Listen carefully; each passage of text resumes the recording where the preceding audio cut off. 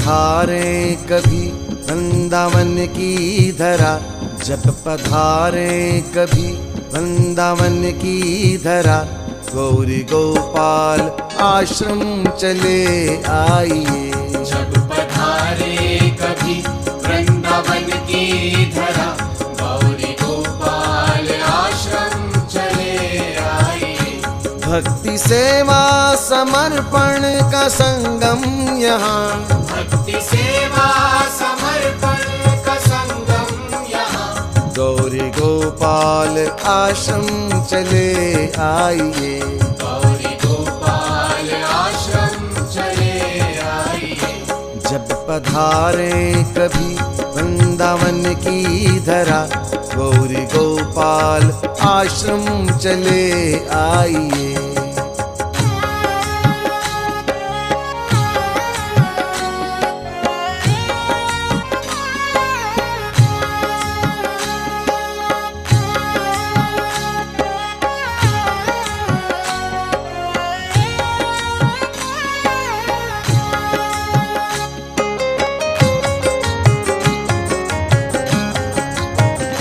सेवा ही धर्म है, सेवा ही कर्म है, सेवा ही धर्म है, सेवा ही कर्म है, गौरी गोपाल आश्रम का ये मर्म है।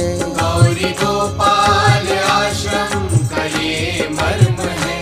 संत सेवा गो माता संग माए कहीं, संत सेवा गो माता संग माए कहीं, इनसे मिलकर के आशीष को पाइए।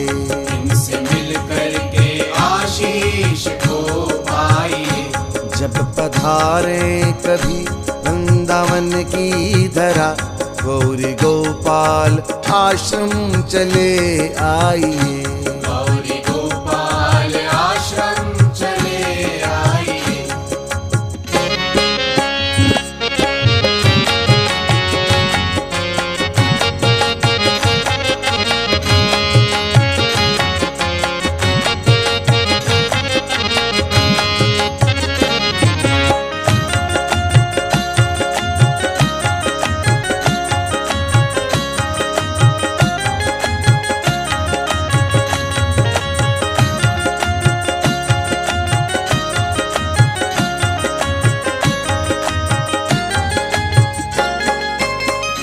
राम लक्ष्मण विराजेंगे संग जानकी, राम लक्ष्मण विराजेंगे संग जानकी, पूजा होगी यहाँ मेरे हनुमान की। पूजा होगी यहाँ मेरे हनुमान की, गौरी गोपाल लक्ष्मी के संग नारायण, गौरी गोपाल लक्ष्मी के संग नारायण, भव्य मंदिर का पावन दरस पाइए। भव्य मंदिर का पावन दरस पाइए। जब पधारे कभी वृंदावन की धरा, गौरी गोपाल आश्रम चले आइए। गौरी गोपाल आश्रम चले आइए।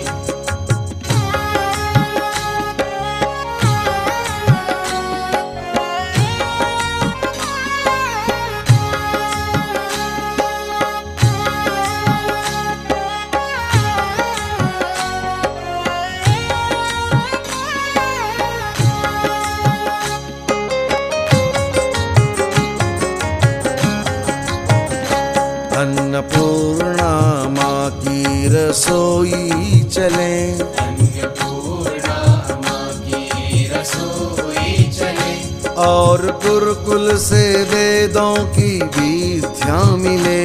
और गुरुकुल से वेदों की विद्या मिले।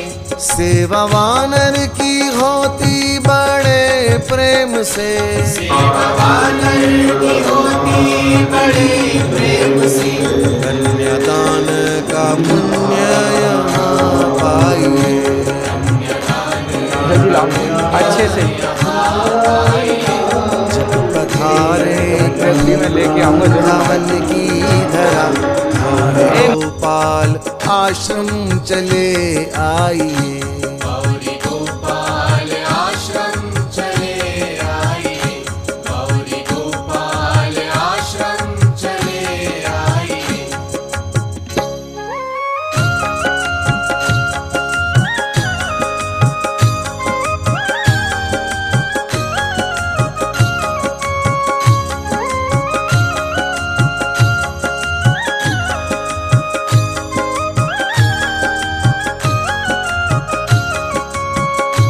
जब पधारे कभी वृंदावन की धरा, जब पधारे कभी वृंदावन की धरा, गौरी गोपाल आश्रम चले आइए। जब पधारे कभी वृंदावन की धरा, गौरी गोपाल आश्रम चले आइए। भक्ति सेवा समर्पण का संगम यहाँ। भैया, बड़े भैया श्री राधा रमण जी, भगवान का दर्शन तो आप लोगों ने किया ही होगा। राधा रमण जी की सेवा अपने हाथों से करने वाले, अपने हाथों से उन्हें भोग लगाने वाले, अपने हाथों से उन्हें वस्त्र पहनाने वाले हमारे भैया श्री पुंडरीकाक्ष भैया आए हैं, पुंडरीक भैया आए हैं। बहुत बहुत स्वागत भैया पुंडरीक भैया का। आपके चरणों में कोटि कोटि नमन। हम निवेदन करेंगे भैया से, प्रार्थना करेंगे कि हम सबको अपनी दिव्य वाणी सुनाकर हम सबको कृतार्थ करें। पुंडरीक भैया।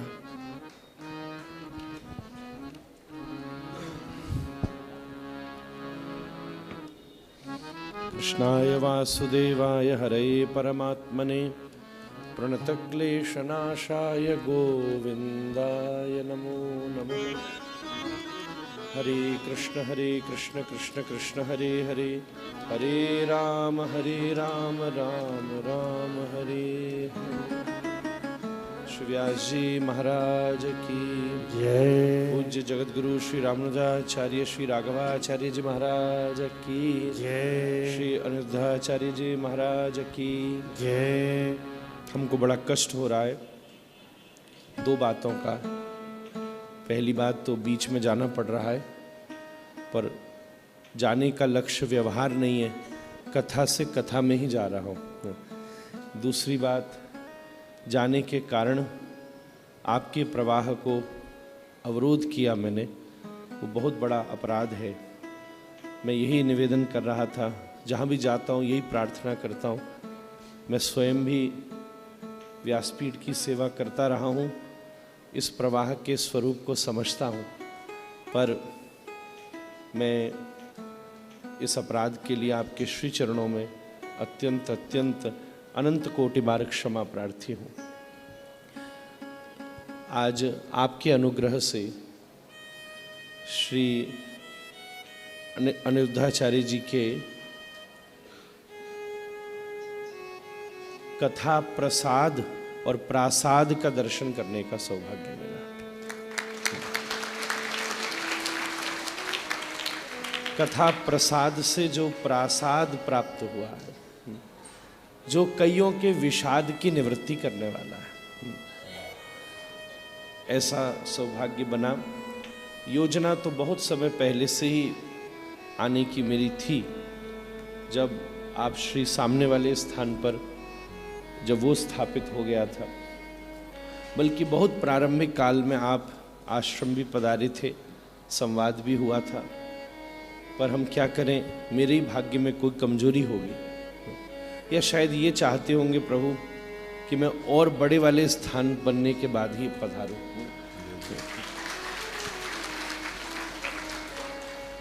अतः श्री राघवाचार्य जी महाराज भारतवर्ष की शोभा हैं। उत्तर भारत में रामानुज परंपरा के मुकुटमणि हैं। आपकी विनम्रता और आपकी विद्या, जिसमें भक्ति की सौरभ्यता विद्यमान है, वो विलक्षण है। निश्चित रूप से जो श्लोक आप कह रहे थे, वो श्लोक आपके ऊपर ही सार्थक है कि ये अनंत जन्म जन्मांतरों के भाग्य से ही आप जैसे महापुरुष का सत्संग प्राप्त होता। शास्त्र में ये कहीं भी नहीं लिखा कि भगवान दुर्लभ है, कहीं भी नहीं लिखा। बस प्रेम हो, गोस्वामी जी लिखते हैं प्रेम ते प्रगट होई मैं जाना। भगवान दुर्लभ है ये कहीं नहीं लिखा। मनुष्य शरीर दुर्लभ है और आप जैसे महापुरुष का सत्संग दुर्लभ है। आपकी कृपा से मुझे, क्योंकि मेरा भाव बना कि वो तो बहुत समय से बन रहा है कि आपका सानिध्य मुझे मिले, और ये बात भी इस बात को प्रमाणित कर रही है कि हमारे अत्यंत प्रिय अनिरुद्धाचार्य जी महाराज को वो सौभाग्य प्राप्त हो गया। और मैं तो अनेक बार निवेदन करता रहा, पर अभी उस मामले में भी मेरा भाग्य कमजोरी ही होगा। पर अभी आपका भी सानिध्य दास को थोड़ी देर कल मिलना है, सो मन में भाव आया कि आचार्य का, वैष्णव का ये आचरण है और एक पंथ दो काज हो जाएंगे। आपको भी प्रार्थना कर लूँगा, श्री अनिरुद्धाचार्य जी महाराज को प्रार्थना भी कर लूँगा, आपका दर्शन, इनके स्थान का दर्शन, परिवार को प्रणाम कर लूँगा और आपका आवाहन भी कर लूँगा। आपने बोलने की बात कही दी है। बंधुओं, मैं ऊपर माताओं का दर्शन करके आया, दो तीन बातें उससे संबंधित कहने की इच्छा है। पहली बात, यहाँ प्रवेश करके ही मुझे ऐसा अनुभव हुआ कि कहीं गिरधारी रूप से श्री कृष्ण विराजमान है, कहीं गोवर्धन कृष्ण का मंदिर है, कहीं पर, मतलब मेरी बात पूरी हो जाए फिर आप ताली बजाओ, कहीं पर किसी स्थान पर, जैसे गिरिराज जी में, हमारे यहाँ श्री राधा रमण में राधा कृष्ण का मंदिर है, कहीं राधा कृष्ण विराज रहे हैं, कहीं राधा वल्लभ विराज रहे हैं, कहीं ठाकुर जी मीराबाई के साथ विराजमान है वृंदावन में ही। पूरे वृंदावन में श्री अनिरुद्धाचार्य जी का ये स्थान, गौरी गोपाल आश्रम, हमें ऐसा लगा कि यहाँ सचल यशोदा और सचल कृष्ण विराजमान है। सब जगह अचल स्वरूप में भगवान विराजमान है, अचल स्वरूप में। वो तो किसी किसी वैष्णव वरिष्ठ पर अनुग्रह करते हुए अपना प्रकाश करते हैं, पर यहाँ सेवा की भावना से हम तो यही बोले ऊपर। और एक बात कहूँ, भगवान ने कहा है भक्त मुझसे बड़ा होता है। जय जय भगवान ने कहा है भक्त मुझसे बड़ा होता है। उन कृष्ण को भी एक यशोदा मिली, चलो और बढ़ गई बात तो दो मैया मिली, देवकी और यशोदा, पर कृष्ण भक्त श्री अनिरुद्धाचार्य जी को तो सैकड़ों माताओं का आशीर्वाद था। और ये सत्संग में हम उन्हीं माताओं की छत्र छाया में बैठकर आस्वादन कर रहे हैं। बंधुओं, आज के समय हम व्यक्ति की प्रसिद्धि का तो आकर्षण देखते हैं, पर उसके पुरुषार्थ का दर्शन नहीं कर पाते। आज विज्ञान और प्रसारण के माध्यम से विश्व भर में अनिरुद्धाचार्य जी को कौन नहीं जानता होगा, पर यह भी जानना चाहिए कि इन्हें कैसे जानना चाहिए। जानना तो आवश्यक है, पर कैसे जानना चाहिए। जैसे हमारे जगद्गुरु जी का परिचय सचल शास्त्र के रूप में है। आप विराजते हैं, आपके मुख से निकली हुई बात शास्त्र प्रमाण है। जैसे आप स्वयं मेरा परिचय दे रहे थे, अनिरुद्धाचार्य जी महाराज मेरी मंदिर से मेरा परिचय दे रहे थे, जगद्गुरु जी मेरे गुरु परंपरा से मेरे पर कृपा कर रहे थे। इनको सब जानते तो हैं, पर आज बहुत बड़ी आवश्यकता है कि इनको कोई कैसे जानता है। आज ये केवल वायरल होने वाले महाराज नहीं है, समाज में ये जो मातृ पितृ सेवा से वंचित होने की दुर्भावना का वायरस फैल रहा है, उसको खत्म करने वाले महाराज। उस वायरल की दवाई देने वाले महाराज हैं जो पीढ़ियों को खराब कर देते हैं। आज सनातन धर्म एक कोने में बैठकर रोता है जब किसी घरों में ऐसी परिस्थिति उत्पन्न हो जाती है। आज एक नहीं 1 करोड़ भागवत सुनने का भी प्रतिफल प्राप्त नहीं हो सकता अगर हम मातृ देवो भव और पितृ देवो भव जैसे शास्त्रिक सूत्रों का अनुसंधान करने में असक्षम रहे। आचरण अनुसंधान करना भी साधारण बात है, आचरण करना बड़ी वरिष्ठ बात है, श्रेष्ठ बात है। हमें तो ऐसा प्रतीत होता है कि एक पुत्र का विरह कैसा होता है, इस व्रज ने यशोदा के माध्यम से ये देखा है। जब भगवान श्याम सुंदर मथुरा चले जाते हैं तो मैया यशोदा अकेली बैठी रोती। महाराज जी के मुख से हम लोग भ्रमर गीत आदि क्रमों में उसका आस्वादन करेंगे। बिरज के बिरही लोग बिचारे, बिन गोपाल ठगे से थाड़े, अति दुर्बल तनहारे, बिरज के बिरही लोग बिचारे। मैया यशोदा ने अपने आंखों के अश्रुओं से व्रजभूमि की एक एक पल्लव का सिंचन किया।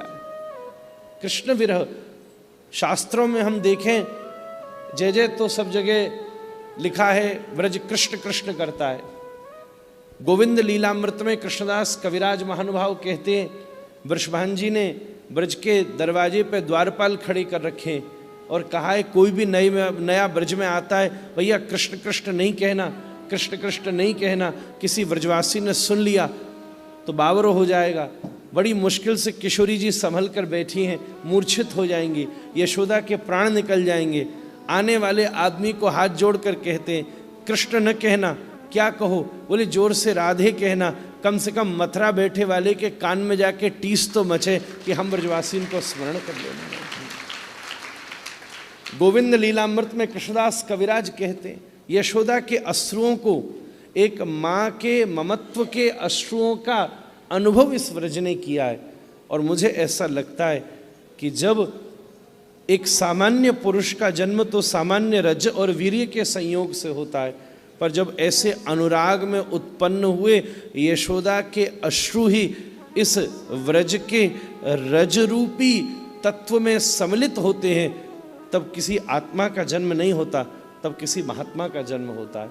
और उसी परिवेश में, उसी कृपा छाया स्वरूप से अनिरुद्धाचार्य जी को यशोदा मैया ने ब्रज में बुला लिया और ब्रज में बुलाकर आज धर्म से संबंधित हमें नहीं लगता कि किसी अन्य स्थानों पर इतने श्रीमद् भागवत के अष्टोत्तर शत पाठ भी होते होंगे।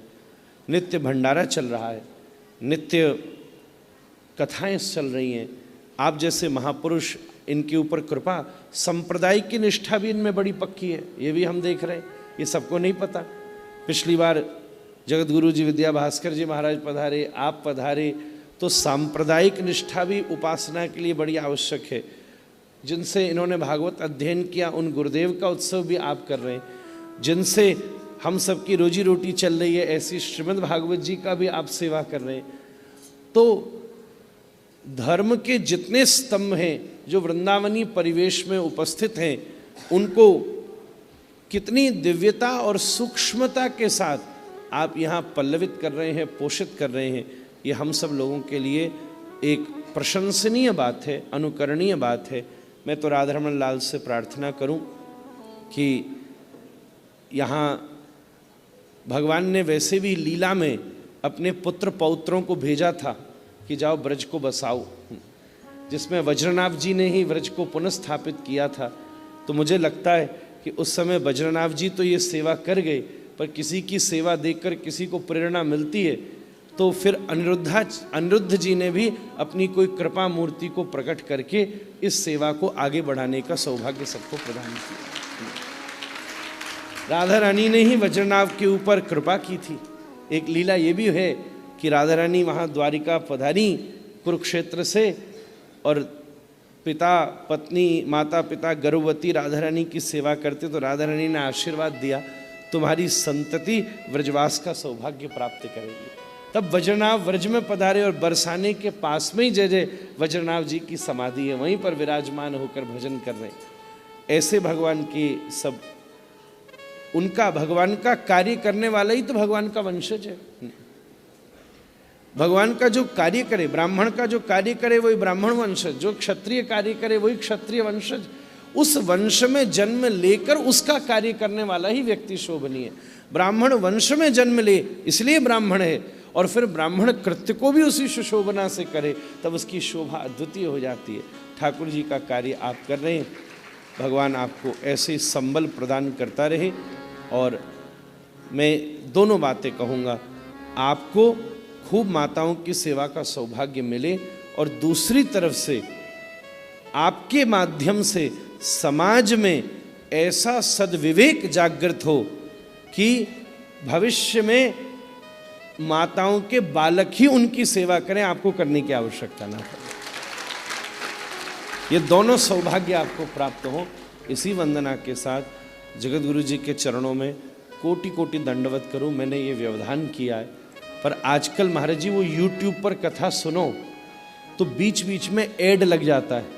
जैसे हम आपको सुनते कभी सुने तो वो ऐड आ जाता है चलते। अभी एक बार तो बड़ा विचित्र हुआ, हम कई आप ही की कथा सुन रहे, और कोई भावुक प्रसंग, बड़ा गंभीर प्रसंग चल रहा, और हम बड़े ध्यान से उसको सुन रहे थे और धर्म का विवेचन कर रहे थे।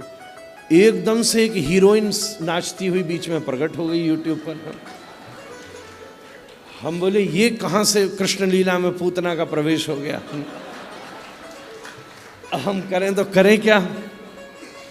और उसमें भी टाइमिंग आ जाती है YouTube पर कि वो 30 सेकंड चलेगा ही चलेगा, और फिर उसके बाद में भी कोई कोई तो होता है बढ़ा ही नहीं सकते, कोई कोई होता है वो पूरा 1 मिनट ससुरो चलेगा ही।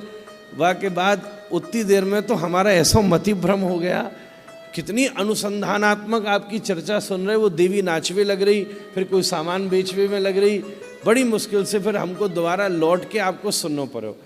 तो YouTube पे सुनने वाले लोग यहाँ अनिरुद्धाचार्य जी की भी चर्चा सुनकर यहाँ आते हैं, तो आप इसके अभ्यासी होंगे। महाराज जी के प्रवाह में हम बीच में एडवर्टाइजमेंट की तरह घुस गए, इसलिए अब आप स्किप का बटन दबाइए और फिर से महाराज जी की वचनामृतों का आस्वादन कीजिए। मैं यही भावना से एक बार जय जयकार करके अपनी वाणी को विश्राम करूं।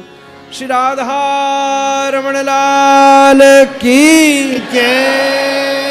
और एक चीज और बोल दो, ये मौका है सो, बोलो होरी के रसिया की